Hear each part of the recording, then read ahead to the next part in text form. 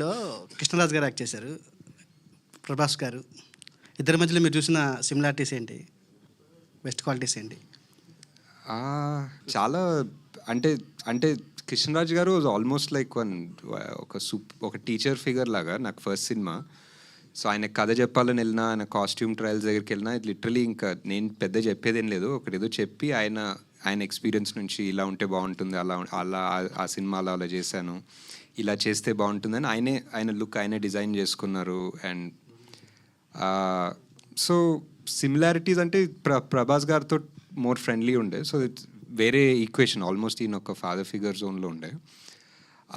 But one similarity ఏంటంటే 2 రోజులు shoot చేసాం అనుకుంటా సార్ తోటి, అండ్ 2 రోజులు ఆయన యూనిట్కి ఫుడ్ పెట్టారు బేసిక్లీ. సో అది చాలా సిమిలర్ ఏమో. అలాగండి, కృష్ణరాజు గారికి ఉన్న ఇమేజ్ వేరు, రెబల్ స్టార్ ఆయన ఇమేజ్ వేరు. ఆ ఇమేజ్ ఉన్న ఆయన్ని మీరు అలాంటి శాంత స్వరూపంలో అలాంటి క్యారెక్టర్కి ప్రత్యేకంగా ఆయన్నే తీసుకోవటమే తెలీదండి. అంటే అప్పుడు చాలా అనిపించింది ఆయన ఉంటే బాగుంటుందని. ఆయన ఒక సినిమా చేశారు, అవతారం అని ఒక సినిమా చేశారు. దాంట్లో ఒక లుక్ ఉంటుంది, అది బాగుండే అనిపించింది. అండ్ ఆయన ఎందుకో ఒక పెద్ద మనిషి ఇలాంటి